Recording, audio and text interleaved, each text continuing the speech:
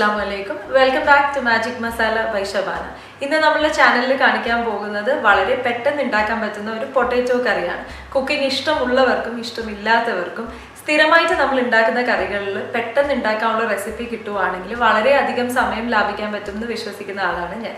അതുപോലെ സമയം ലാഭിച്ചെടുക്കാൻ പറ്റുന്ന ഒരു ഈസി, ടേസ്റ്റി, ഹെൽത്തി കറിയാണ് നമ്മൾ ഇന്ന് ഉണ്ടാക്കാൻ പോകുന്നത്, പൊട്ടാറ്റോ കറി.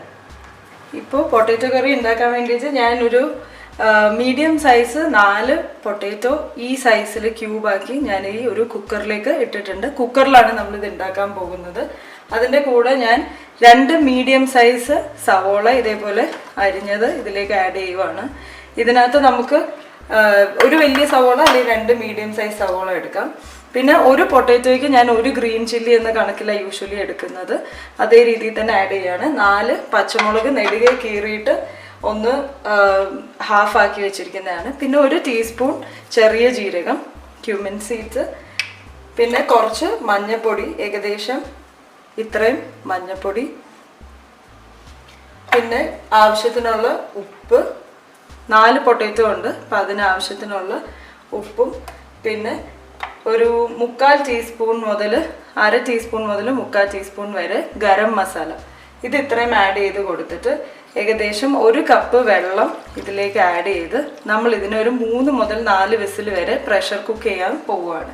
ഇത് പ്രഷർ കുക്ക് ചെയ്യുമ്പോഴത്തേക്കും കറി റെഡിയായി. അത്ര ഈസിയാണ് ഉണ്ടാക്കാനായിട്ട്. പിന്നെ നമ്മളിത് ജസ്റ്റ് ഒന്ന് താളിച്ച് കൊടുക്കുന്നത് മാത്രമേ ഉള്ളൂ. ഇപ്പോൾ ഈ ആഡ് ചെയ്തതൊക്കെ നല്ലപോലെ ഒന്ന് മിക്സ് ചെയ്തിട്ട് നമുക്കിതൊരു 3 മുതൽ 4 വിസിൽ വരെ പ്രഷർ കുക്ക് ചെയ്യാം. നിങ്ങൾക്ക് വേണമെങ്കിൽ ഇതിലേക്ക് ഒരു ചെറിയ ക്യാരറ്റും കൂടെ ആഡ് ചെയ്ത് കൊടുക്കാൻ പറ്റും. എന്നിട്ട് ഇതിലെ വെള്ളം ഫുൾ വറ്റിച്ചെടുത്ത് വെന്തതിന് ശേഷം ഇതിലെ വെള്ളം ഫുൾ വറ്റിച്ചെടുക്കുകയാണെങ്കിൽ ഒരു സിമ്പിൾ മസാല ദോശയുടെ ഫില്ലിംഗ് ആയിട്ടും ഇത് യൂസ് ചെയ്യാൻ പറ്റും. ഇപ്പം നമുക്കിത് അടച്ചു വെച്ചിട്ട് വിസിലടിച്ച് വേവിക്കാം. ഇപ്പോൾ 4 വിസിലടിച്ചിട്ടുണ്ട്. ഞാൻ ദേ ആവി കളഞ്ഞ് തുറക്കാൻ പോവുകയാണ്. ഇതാ കാണാം, പൊട്ടാറ്റോ നന്നായിട്ട് വെന്തിട്ടുണ്ട്. നിങ്ങൾക്ക് ഇതിൻ്റെ വിസിലിൻ്റെ അളവൊക്കെ നിങ്ങൾക്ക് തീരുമാനിക്കാം കേട്ടോ. അത് ഒത്തിരി വെന്തതാണ് ഇഷ്ടമെങ്കിൽ നമുക്ക് ഇത്രയും, ഇത് നന്നായിട്ട് വെന്തതാണ്. ജസ്റ്റ് ഒന്ന് സ്പൂൺ വെച്ച് ഇപ്പോൾ ഒന്ന് നെക്കി കൊടുത്താൽ തന്നെ ഇതൊന്ന് ഉടഞ്ഞു കിട്ടും. അപ്പോൾ ചെറുതായിട്ട് കുറച്ച് പീസസ് ഒക്കെ നമ്മളൊന്ന് ഉടച്ചു കൊടുക്കണം. അപ്പോൾ ആ ഗ്രേവി നല്ല തിക്കാവും.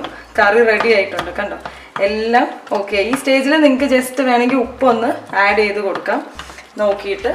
ഇതൊരു 2 മിനിറ്റും കൂടെ ഒന്ന് തിളച്ചാൽ മതി. എന്നിട്ട് നമ്മൾ ഇതിലേക്ക് താളിച്ച് ഒഴിക്കാൻ പോവാണ്. ഇപ്പം ഞാൻ പൊട്ടാറ്റോ കറി ഒന്ന് താളിക്കാൻ വേണ്ടിയിട്ട് കുറച്ച് വെളിച്ചെണ്ണ ഞാൻ ചൂടാക്കിയിട്ടുണ്ട്. അതിലേക്ക് ഞാൻ കുറച്ച് കടുക് പൊട്ടിക്കുകയാണ്.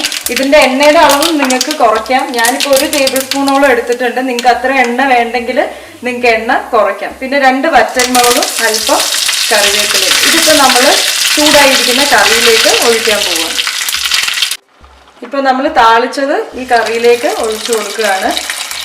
വളരെ സിമ്പിളായിട്ട് നമ്മൾ പൊട്ടാറ്റോ കറി റെഡിയായി. ഇനി നന്നായിട്ടൊന്ന് മിക്സ് ചെയ്ത് കൊടുത്തിട്ട് നിങ്ങൾക്ക് വേണമെങ്കിൽ വെള്ളവും കുറച്ച് വേണമെങ്കിൽ ആഡ് ചെയ്ത് കൊടുക്കാം. എനിക്ക് പക്ഷേ ഈ ഒരു കൺസിസ്റ്റൻസിയാണ് ഇഷ്ടം. പൂരിയുടെ കൂടെയും ചപ്പാത്തിയുടെ കൂടെയൊക്കെ കഴിക്കാൻ പറ്റുന്ന ഒരു സിമ്പിൾ കറിയാണ്.